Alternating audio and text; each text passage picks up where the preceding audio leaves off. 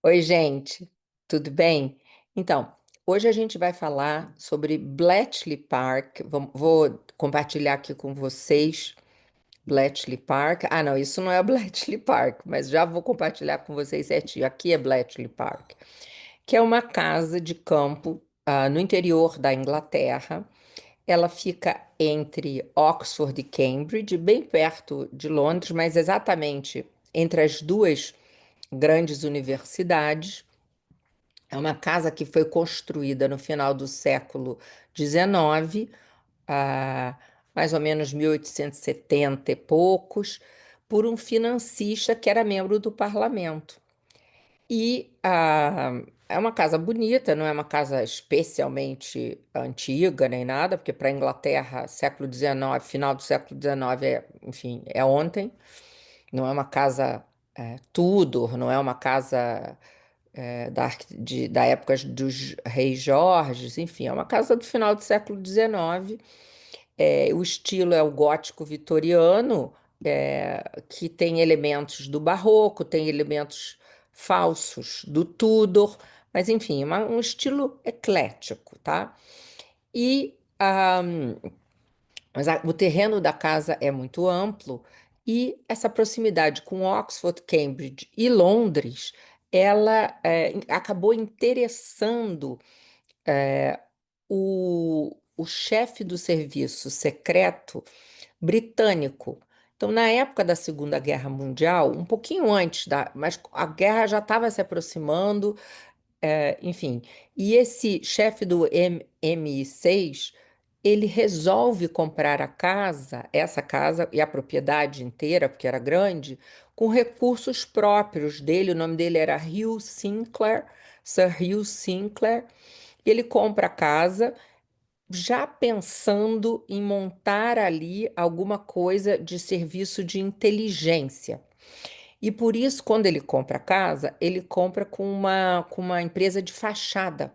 Uma empresa que era um negócio de first aid nursing, um negócio de enfermagem, para que ninguém suspeitasse do que ele queria fazer ali.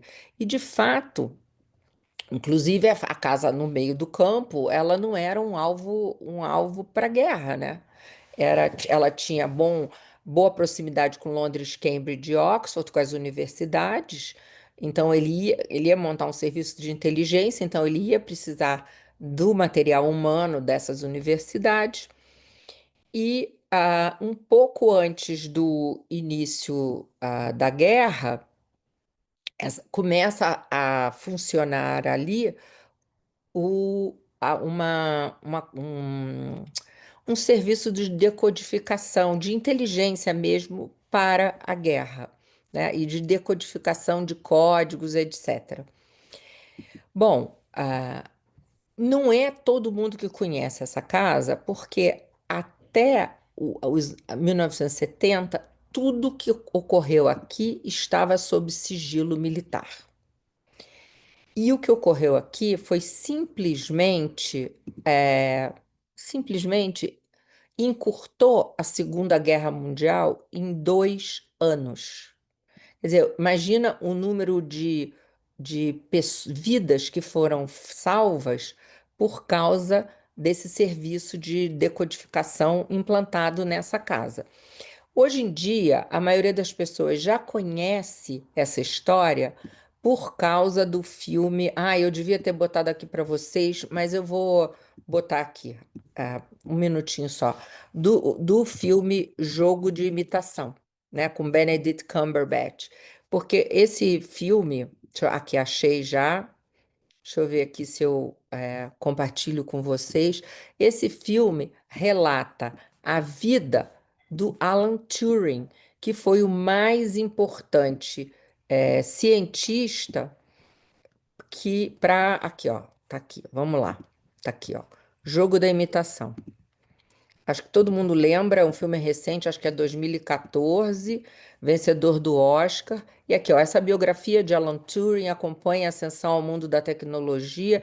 E exatamente, foi assim uma. Deixa eu ver se tinha um trailer para mostrar para vocês aqui. Ah, meu Deus, seria o ideal, mas eu acho que não tem o trailer aqui. Vamos ver. Assistir ao trailer, ó. Aí vocês assistem ao trailer e já What did you lembram. do during the war? Worked in a radio factory. What do you really do during the war? Are you paying attention?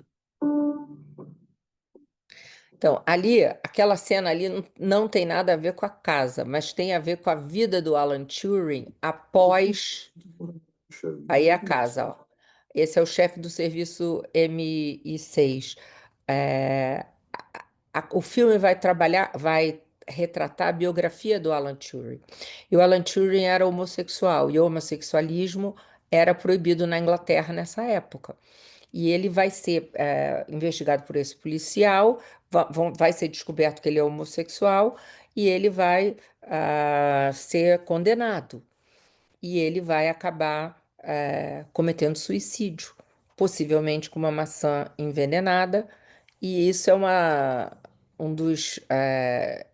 Isso aí eu não sei realmente se isso procede, mas aquela maçã mordida da Apple pode ser uma referência à morte do Alan Turing.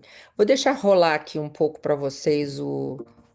Ó, essa é a máquina Enigma. It's the greatest E aí o encryption device grupo. in history. The Germans use it for all major communications. Não sei por que que não está. Everyone thinks Enigma is unbreakable. If you try, they will know for sure. Mr. Turing, do you know how many have died because of Enigma? No, I don't. Então, vocês estão vendo aí que aparece, olha, aqui, por exemplo, ó, é muito interessante o filme. Aqui, por exemplo, aparece, ó, todo mundo já nos bunkers, o que o metrô, né, os subways, se tornam bunkers durante a Segunda Guerra Mundial, né, na Inglaterra. Wow, Não, this conversation. não todas as linhas, mas algumas. Então, We're going to break an unbreakable Nazi code. o filme é bastante fiel à biografia dele, bastante fiel à história. Entre todos os filmes sobre Bletchley Park, esse é o mais fiel. Deixa eu continuar.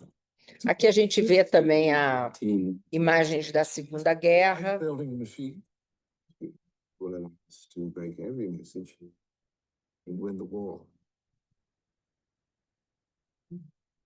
You could help us, but you won't. You will never understand the importance of what I am creating here. Just a mathematician. You've got more secrets than the best of them. Vocês viram ali aquela fogueira, né? Deixa eu voltar aqui. Aqui ainda é o processo de quebrar o código, demora bastante. E eles não têm dinheiro suficiente, mas enfim, depois eles conseguem o dinheiro. Mas depois desse período de 1944, 45, em que o que acontece em Bletchley Park e a questão de ter quebrado os códigos da máquina Enigma, que era uma máquina comercial, inclusive uma máquina que era vendida na Europa inteira, mas ali os alemães codificavam com a máquina, vou mostrar para vocês daqui a pouco a máquina, os códigos da onde ia haver tal ou qual ataque.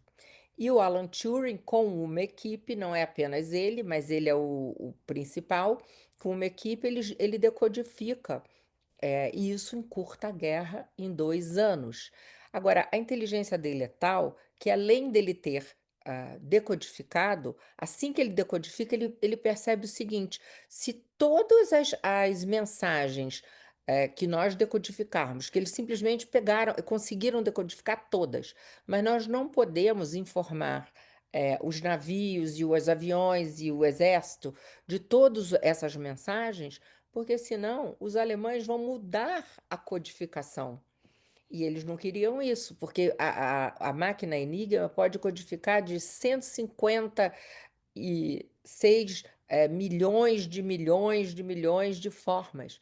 Então, uma coisa que demorou um tempo para quebrar esse enigma foi feito com essa máquina que o Turing constrói, que se chama, ele chama de Christopher, mas é chamada de bomba. Aqui, ó. Just a mathematician. Mas aí, se decodificasse tudo rapidamente os alemães iam perceber que, enfim, decodificou, vamos mudar o código. E o Turing avisa: olha, não podemos, teríamos que selecionar quais mensagens a gente vai, para quais navios, para quais aviões, quais ataques aéreos serão alertados. Não é possível alertar a todos, porque senão os alemães vão codificar de outra maneira e a gente vai perder essa vantagem, né, na guerra. Yes, you can see the best of them. Bom, e aí você vê, ó, eles destruindo todos os documentos depois. Isso permanece um segredo até a década de 1970. É o filme Imitation Game, né? Todo mundo que trabalhou em Bletchley Park, deixa eu tirar aqui. Todo mundo que trabalha em Bletchley Park tem que jurar segredo. É um segredo de Estado. Só recentemente, a partir de 1970, é que isso veio à tona. Então, em Bletchley Park trabalhavam assim cerca de 8, 9 mil pessoas, sendo que 75% dessas pessoas eram mulheres. E elas diziam que faziam outro serviço, não podiam contar para os pais, depois quando acaba a guerra, elas se casam, não podem contar para os maridos, para os filhos. Então, a gente tem depoimentos das pessoas que trabalharam lá, dizendo que queriam ter contado para o pai ou para a mãe, mas eles tinham jurado e tinham assinado um documento de que isso não seria revelado. Agora, isso é importante também pelo seguinte, por causa da vida pessoal do Turing, porque o Alan Turing era homossexual e depois da guerra ele foi pego por um policial de rua, isso aparece também no filme, e foi investigado e ele foi condenado. Fizeram um tratamento. Ele podia fazer duas coisas: ou ele ser encarcerado por 2 anos, ou ele assinar que aceitava fazer um tratamento hormonal. E aí ele prefere o tratamento hormonal porque ele não quer parar de trabalhar, ele não quer ficar encarcerado, ele quer continuar trabalhando na computação e naquele enorme computador que ele chamava de Christopher, que era o nome do amigo de infância dele, o único amigo que ele tinha. Mas ele não aguenta o tratamento hormonal e acaba se suicidando com uma maçã envenenada. Então, eu queria falar um pouquinho do Bletchley Park. Deixa eu voltar aqui e mostrar para vocês. Então, aqui a casa é no interior da Inglaterra, como eu disse.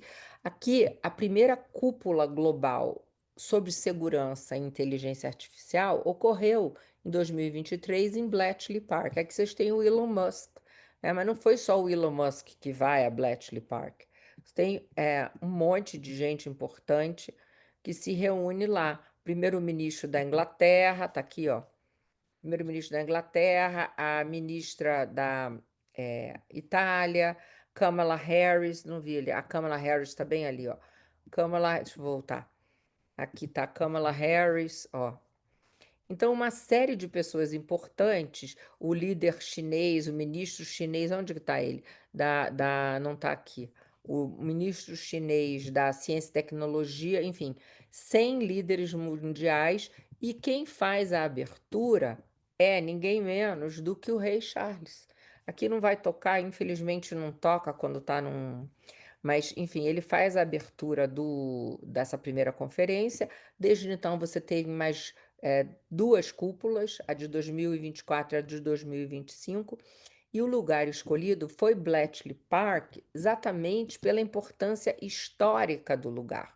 Aqui a gente tem a Kate, o Charles e a própria rainha, em 2013, a rainha visitando Bletchley Park, que hoje é um museu.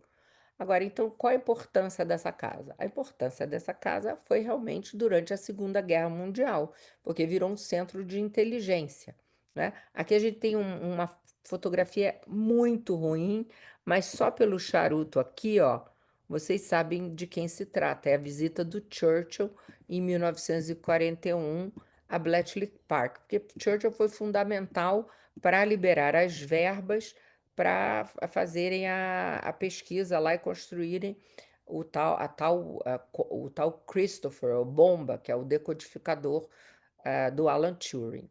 Aqui a gente tem uma imagem do Alan Turing, ele nasce em 1912, morre em 1954, suicídio, mas não tá, você vai consultar na internet, diz apenas que ele morre, mas não está confirmado que tenha sido suicídio, ou porque ele usava a substância, uma coisa que eu acho que é cianureto, mas na verdade em inglês é cianeto, então não sei se é cianureto, cianeto.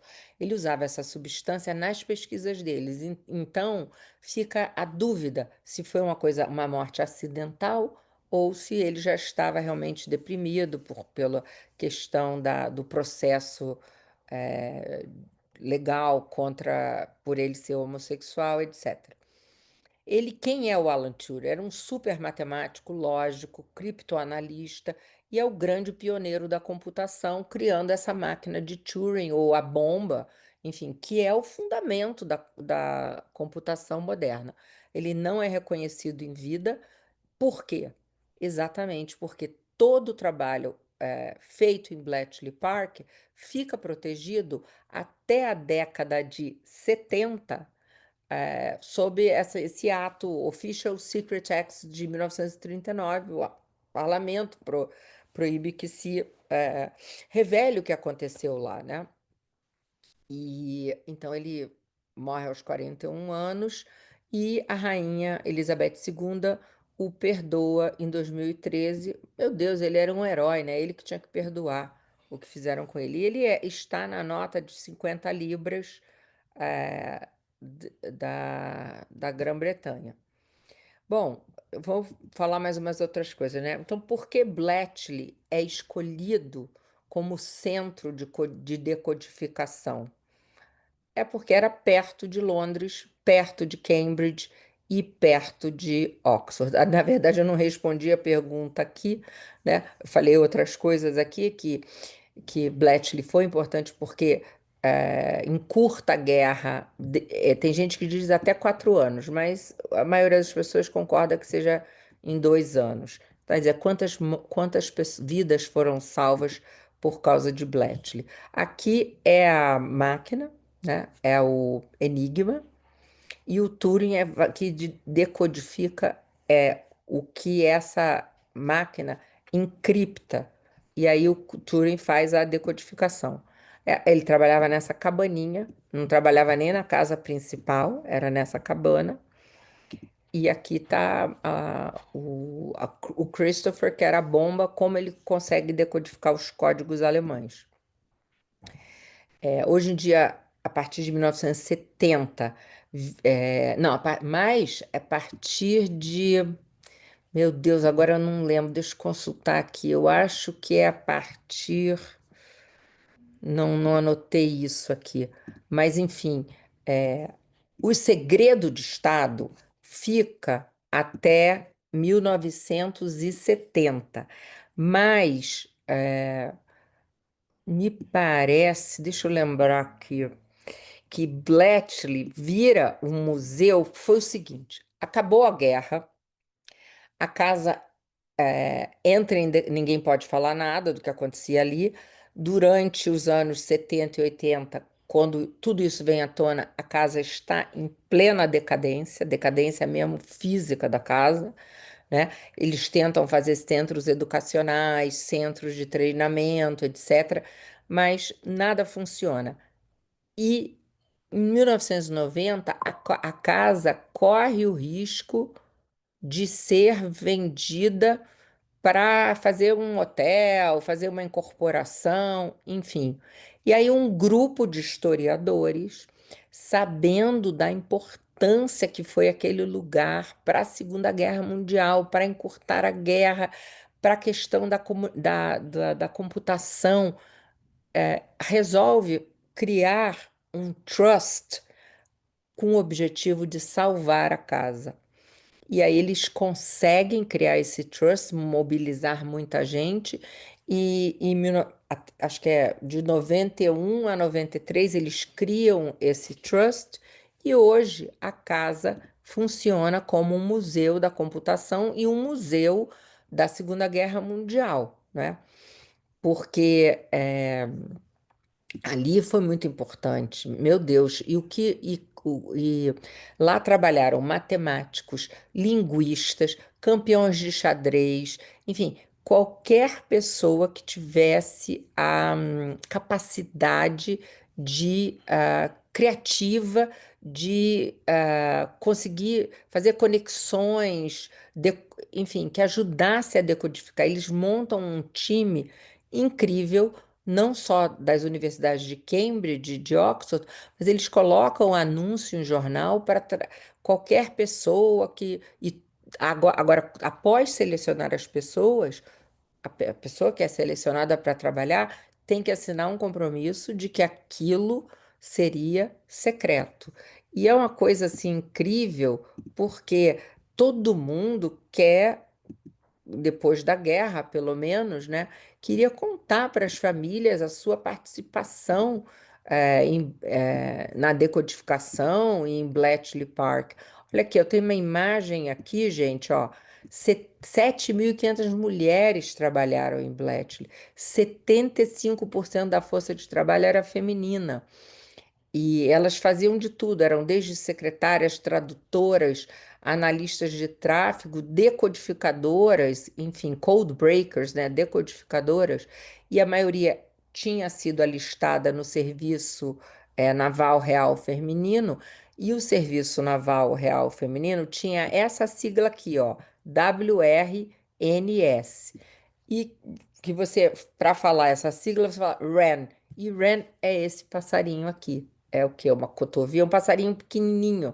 Então, o apelido dessas mulheres que trabalharam em Bletchley era Wren. Trabalhavam muito lá e sempre em segredo, não podia contar para a família e não podia contar nem quando acabou a guerra, né? Aqui a gente tem uma fotografia das pessoas que trabalharam, de algumas, porque vejam, houve épocas em que eram 9.000 funcionários em Bletchley. Então, aqui algumas pessoas, por exemplo, aqui eu tenho algumas mulheres que interceptavam mensagens, né? Então, aqui a gente tem a Betty Webb, novinha, e depois ela mais velha. E aqui a Joan Josley, eh, e a Joan Josley, por exemplo, dá esse depoimento. Algumas vezes a gente resolvia as mensagens em um dia, outras vezes demorava semanas para a gente decifrar as mensagens, que as mulheres trabalhando em Bletchley. E não, isso aqui é uma outra coisa. Então, deixa eu ver se eu tenho mais alguma imagem que eu queira mostrar para vocês. Ah, eu ia mostrar um pedacinho, mas não toca aqui. Eu vou parar a apresentação depois e mostrar para vocês um, um pouquinho do que é Bletchley, né? Então, aqui é a máquina, o Enigma, já mostrei para vocês, e o Alan Turing, que é a grande figura que o filme, com justiça, exalta. Então, aqui eu vou mostrar um pouquinho de como é Bletchley Park, que agora eu consegui aqui pegar o vídeo para vocês, ó. Olha que bonito é o lugar, é um parque realmente, é uma propriedade grande. Isso foi muito importante porque lá atrás, aqui você vê as cabaninhas que eles construíram. Eles precisaram de espaço, eram 9.000 pessoas trabalhando. E aqui é a casa principal, mas enfim, hoje em dia, a partir de 92, se tornou um museu da computação e um museu dedicado à Segunda Guerra Mundial. Então, um museu relativamente recente, né? Agora, olha só, 11 prédios históricos, né? E deixa eu ver se eles vão mostrar dentro, ó. O tour também é muito bem montado. Essa imagem mais bonita que tem é essa sala, porque realmente não é questão de beleza o lugar, é questão da importância histórica. e vamos dizer, do trabalho de ter encurtado Alan Turing, pioneiro, né, e do trabalho da inteligência britânica e de ter encurtado a guerra, em 2 anos. Então, não é exatamente assim, você não vai ver uma.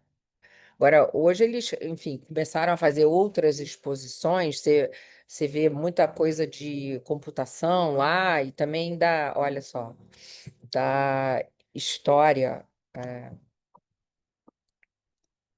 deixar um pouco aí para vocês.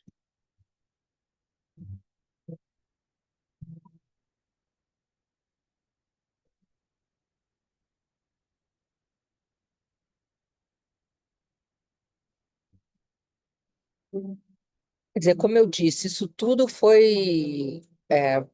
teve sob ameaça de ser demolido durante a década de 70 e 80, né, por causa enfim, da especulação financeira. Várias imobiliárias tentaram comprar e foi um esforço realmente dos historiadores para que isso se tornasse um museu e realmente se torna um museu desde 1993, eu acho. Tem muitos guias, é muito interessante a visita, mas não é assim, é um lugar que você já tem que ir meio preparado para saber quem é o Alan Turing, saber a importância desse lugar em relação à Segunda Guerra Mundial. Porque senão você olha aquela máquina Enigma, uma coisinha, tipo uma máquina de escrever, enfim, você não acha nada interessante. Então, você tem que realmente ter o café do lugar, né? Para ver se aqui tem mais alguma coisa. A cafeteria. O bonito é o local e a importância histórica do lugar, né? Tem a lojinha, obviamente, mas enfim, o que eu queria falar sobre Bletchley Park era isso, que foi um lugar, retomando aqui, né?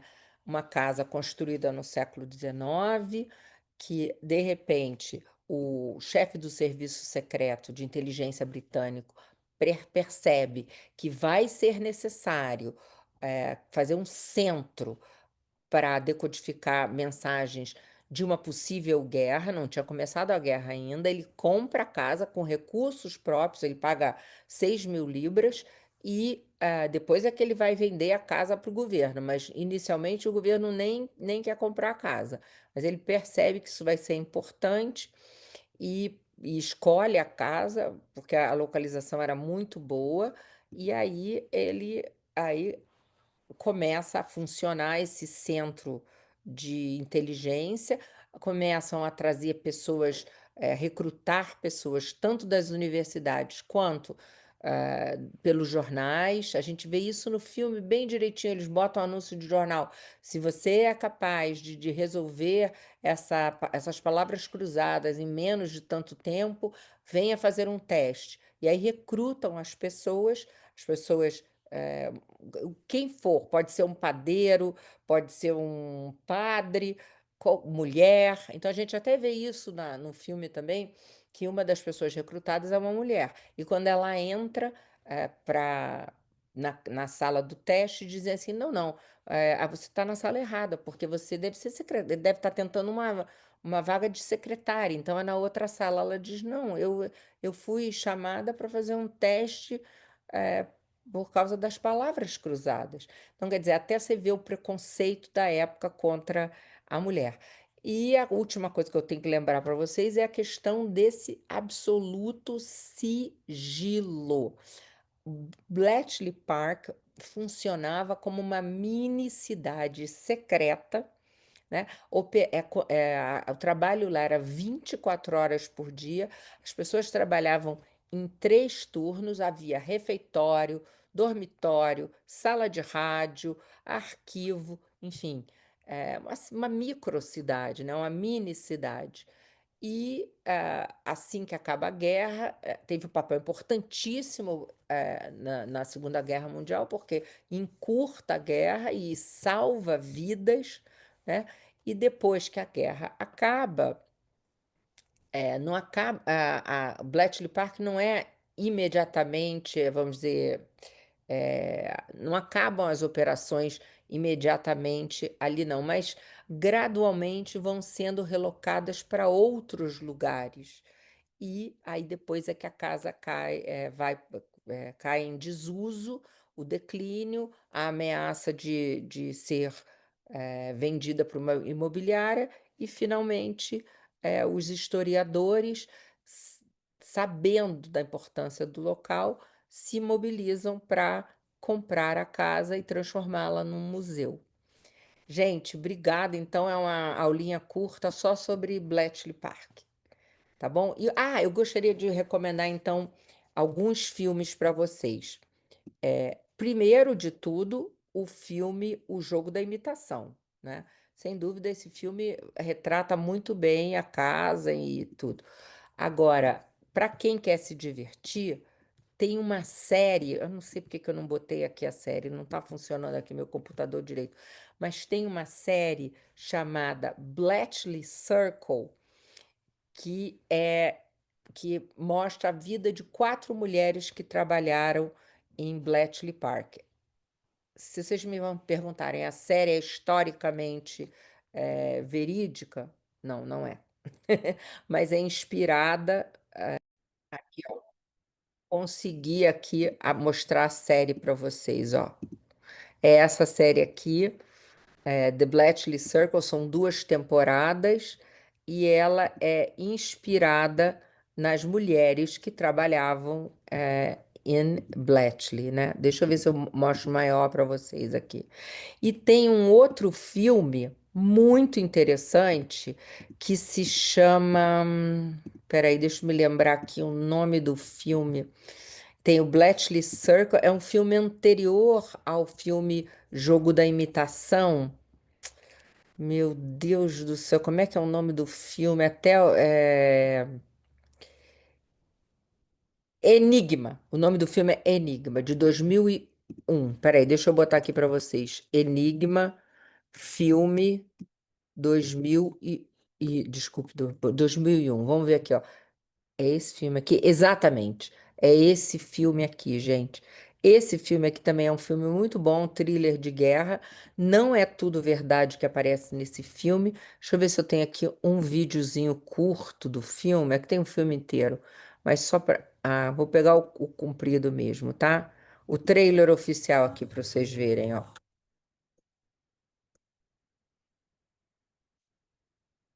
Por exemplo, esse rapaz que está fazendo o papel aí.